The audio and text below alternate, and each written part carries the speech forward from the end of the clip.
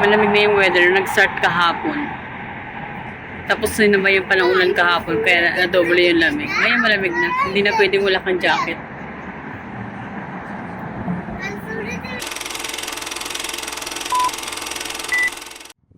Hello mga ka-dreamers! Welcome back to my vlog. Hello everyone. For today's video, share ko lang sa inyo yung mga international student na mga bagong graduate na nasa at risk sila ng for deportation. Okay, pwede silang ma-deport ng Canada kasi nga sila ay bagong graduate at kailangan nilang magkapag-apply ng kanilang postgraduate work permit para magkaroon sila ng chance na makapag-apply ng permanent residence dito sa Canada. Kaso nga lang, ang government ng Canada po ay naghihigpit na po at nagbabawas na po ng mga temporary foreign worker kasi nga po ang taas ng mga unemployment rate sa iba-ibang provinces ng Canada. Tulad po dito sa London ay nasa 6.2% yung unemployment rate. Sabi kasi ni Prime Minister Trudeau ay para mabigyan nila ng chance yung mga local Canadian dito na mabigyan ng trabaho at pati yung salary ay maging fair. Kasi yung iba, ang mga sweldo ng mga temporary foreign worker dito ay sobrang baba. Siyempre, ginagrab ng mga temporary foreign worker yung para sila ay makapag-work dito sa Canada. Ngayon, ang gusto po ni Prime Minister Justin Trudeau na mabigyan ng sapat na trabaho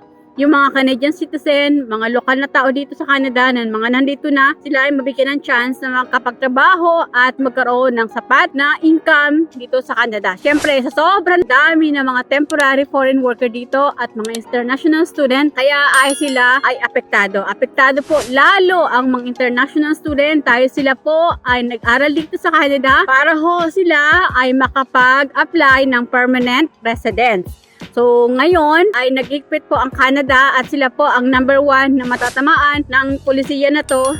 Kaya sila ay pwede ma-deport dito sa Canada. Okay, ma-deport sila kasi nga mawawalan sila ng status kasi kailangan nila yung mga bagong graduate na mga international student dito ay kailangan mag-apply ng postgraduate work permit sa IRCC para sila ay magkaroon ng status at makapag-apply sila ng permanent residence. Diba nga guys, nag-announce ang government ng Canada na yung ibang provinces ay hindi na po mag-i-issue ng LMIA, lalo na po sa mga low-wage worker. Kapag kayo ay nasa below median wage ng mga provinces, ay kayo po ay belong sa low wage. Kaya ang mga international student dito ay maapektuhan po kasi ang ibang mga employer po ay hindi na po makakapag-apply ng LMIA, yung ang kailangan nila, apply sila ng LMIA para ho makahire sila ng mga tao. Para yung tao na yon ay makapag-apply ng postgraduate work permit or work permit para maging worker dito sa Canada at magkaroon ng status. Kaya ngayon, ang mga international student, karamihan po sa kanila ay Indian, nagrarally na po sa iba-ibang provinces tulad ng Ontario, Manitoba at British Columbia. Kasi sa dami pong mga Indian students dito na graduate ay mawawalan sila ng status at madideport sila.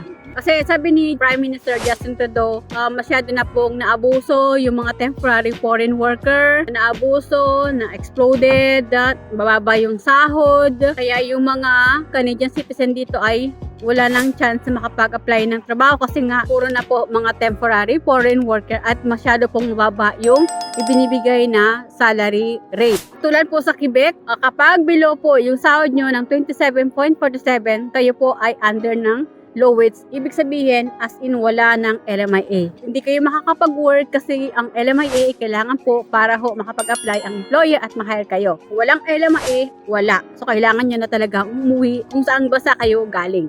Ngayon po, yung mga temporary foreign worker din na under ng low wage worker, below po sa mga medium wage ng like to Ontario, kung saan provinces kayo naka-stay ngayon, ay kapag mababa po sa median wage, salary rate nyo po ay under po kayo ng low wage. So ngayon ay ang pati po ang mga temporary foreign worker na magre-renew ng mga work permit nila ay pati ho sila apektado. Kaya sa dami po talagang maapektuhan ng mga international student at mga temporary foreign worker na mga under po ng low wage stream. Mga low wage worker, yung po yung mga median wage na salary, mababa po sa median wage, ay sila po apektado ng low wage. Nabasa ko din sa Manitoba nga na hindi na rin po sila mag-i-issue ng LMIA. Nag-announce na po ang Quebec na 6 months freeze yung kanilang pag-process ng LMIA. So wala talaga. hindi talaga sila mag-practice ng LMI. Ibig sabihin ay hindi na po sila mag-hire ng mga temporary foreign worker. So sa dami ba naman ng mga student dito guys